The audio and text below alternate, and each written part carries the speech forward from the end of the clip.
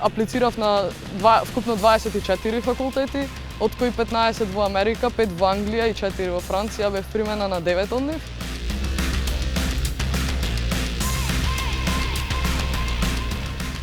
Јас сум Мила Ивановска од Битола, имам 19 години и студирам на Харвард. Кога ми стигна известувањето во 2 наутро и извикав мамо ме примија на Харвард, ни мене, ни на моите ни се веруваше дека навистина тоа е реалност.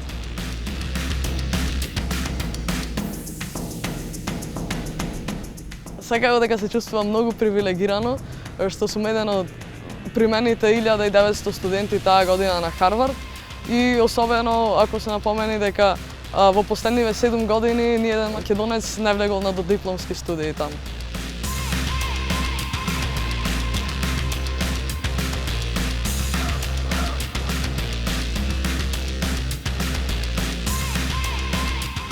Почнав сум надпревари уште во 4-то одделение, па се до 4-та година средно и сум била на толку многу надпревари што веќе не им знам број.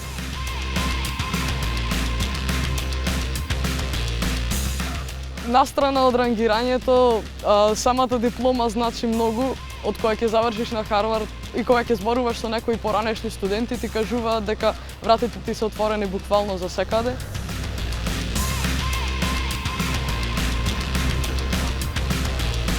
Американските факултети покрај врвното образование имаат и многу добар систем на поддршка за студентите, за да ги насочат на правилниот следен чекор во нивната кариера и да го изберат она што навистина го сакаат и е најдобро за нив во понатамошниот живот. Да ме прашавте пред Харвард, ќе ви речев дека мојот сон е да станам научник.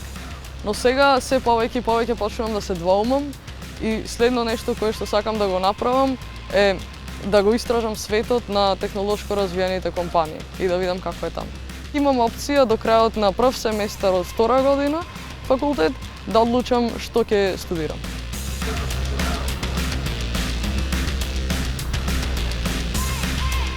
Јас студирам на сметка на Харвард, но не станува збор за класична стипендија, туку Харвард има полиса за финансиска помош, за да се осигура дека секој студент кој е примен на Харвард може да си го дозволи школувањето таму.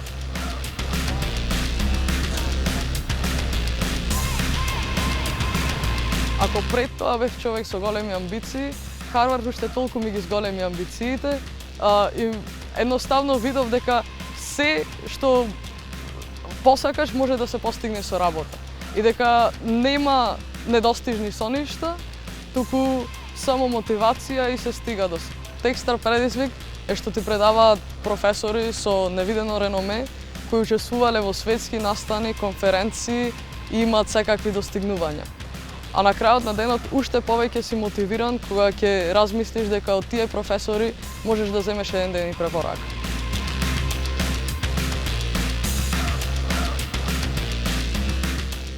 Се сеќавам на моите средношколски денови дека секогаш кога ќе постигнев нешто, знаев што сакам да правам следно и која е мојата наредна цел. Па затоа, мојата порака до младите е дека Харвард не е недостижна дестинација. Но не е доволно само да сонуваат, туку мора да одите чекор по чекор и секогаш да се стремите кон некоја цел. Мојата порака до институциите е дајте им соодветна поддршка на младите и средношколците кои имаат амбиции за студирање во странство, за да веруваат дека навистина можат да стигнат до таму.